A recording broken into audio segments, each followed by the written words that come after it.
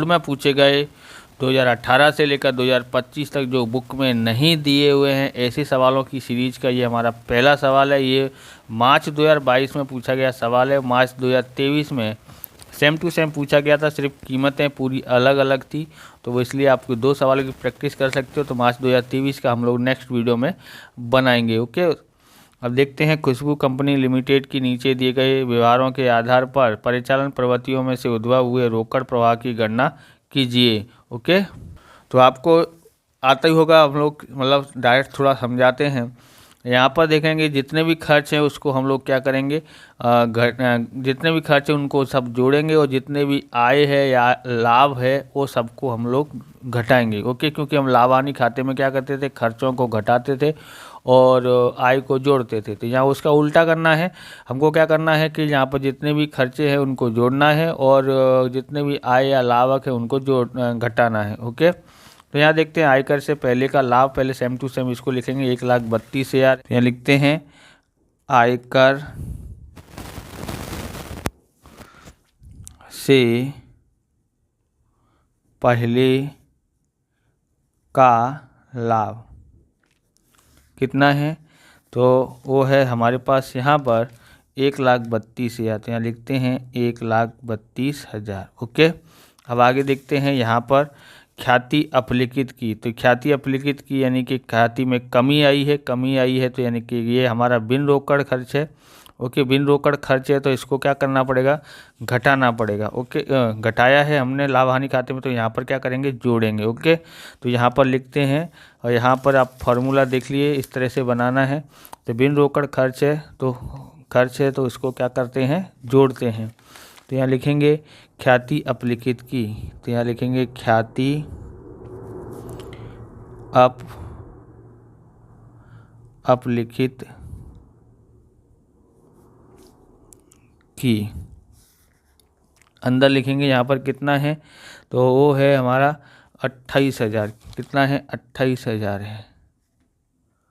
Okay, अब आगे देखते हैं यहाँ पर पेटेंट अपलिखित किया। तो जब ख्याति अपलिखित किया तो वो भी हमने जोड़ा है, तो ये भी हमारा कैसा है, बिन रोकड़ खर्च है, तो इसको भी हम लोग जोड़ देते हैं। खर्चा जितना भी है उनको हमको जोड़ना है। तो यहाँ लिखेंगे पेटेंट अपलिखित किया। ओके, पेटेंट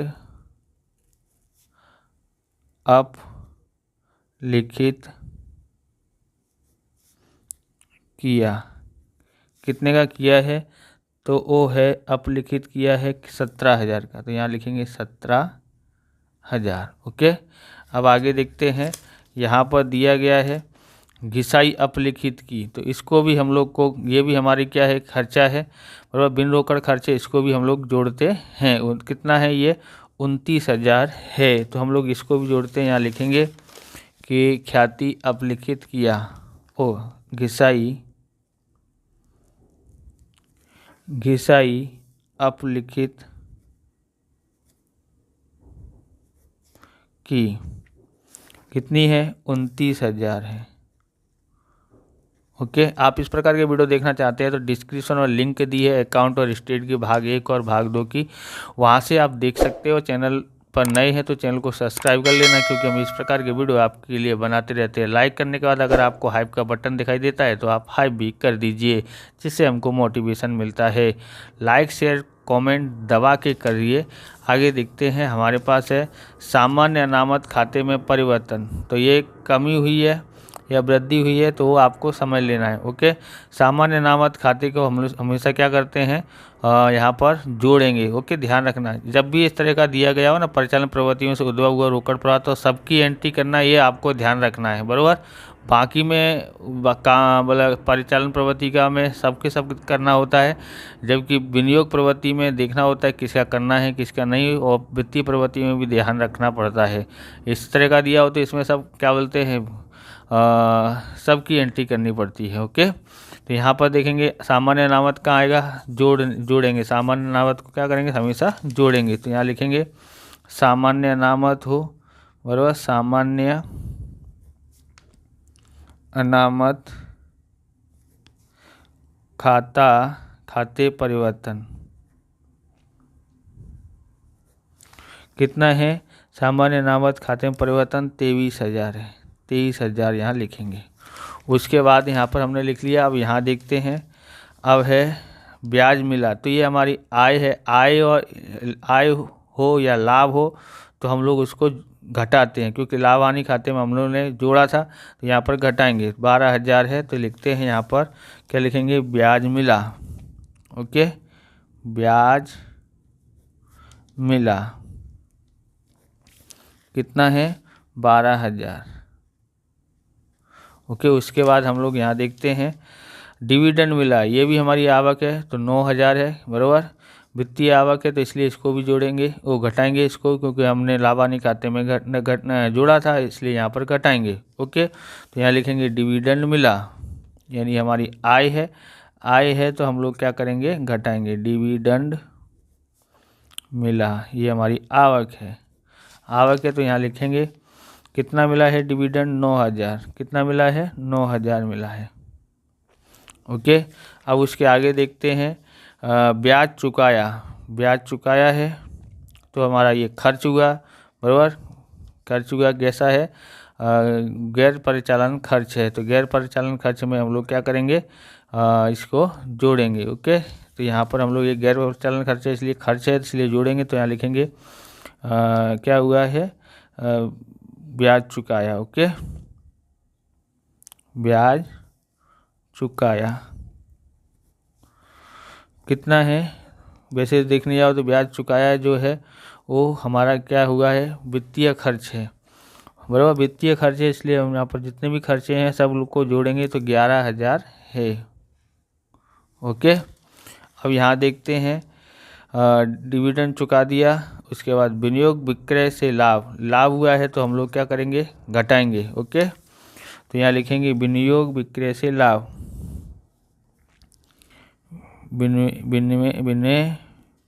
विनियोग विक्रय से लाभ कितना है, 13,000।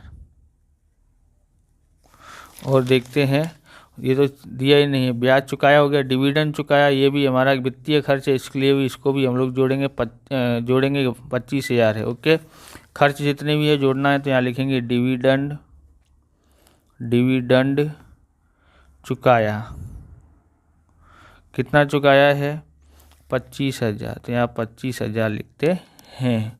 ओके, उसके बाद फर्नीचर विक्रय से नुकसान। नुकसान हो बराबर, या खर्चा हो या प्रावधान हो तो हम लोग क्या करते हैं, उसको जोड़ते हैं। 18,000 है, क्या लिखेंगे, क्या लिखेंगे यहाँ पर, फर्नीचर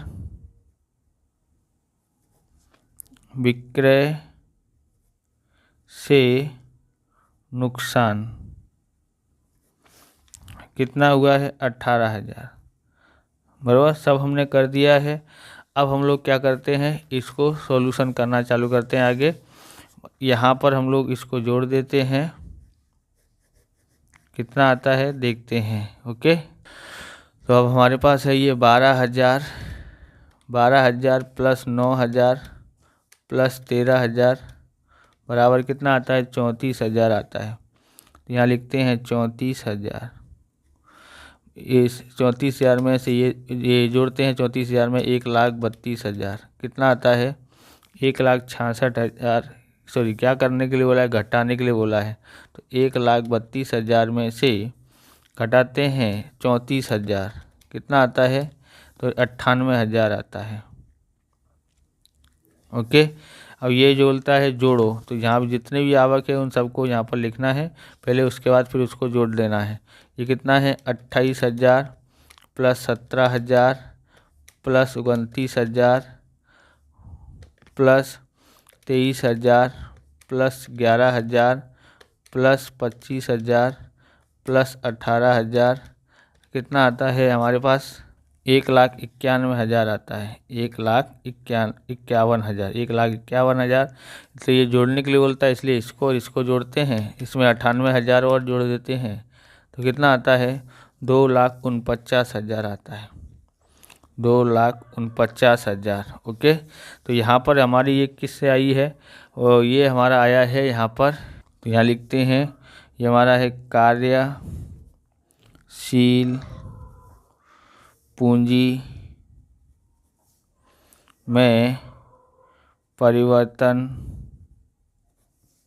से पहले का लाभ, यहाँ तक आया है। ओके, इसकी जगह पे हम लोग दूसरा भी लिख सकते हैं, जैसे ये नहीं लिखना हो तो ये एक और है, क्या लिखते हैं, तो हम ये भी लिख सकते हैं बराबर, परिचालन प्रवृत्तियों से, परिचालन प्रवृत्तियों से उद्भव हुआ रोकड़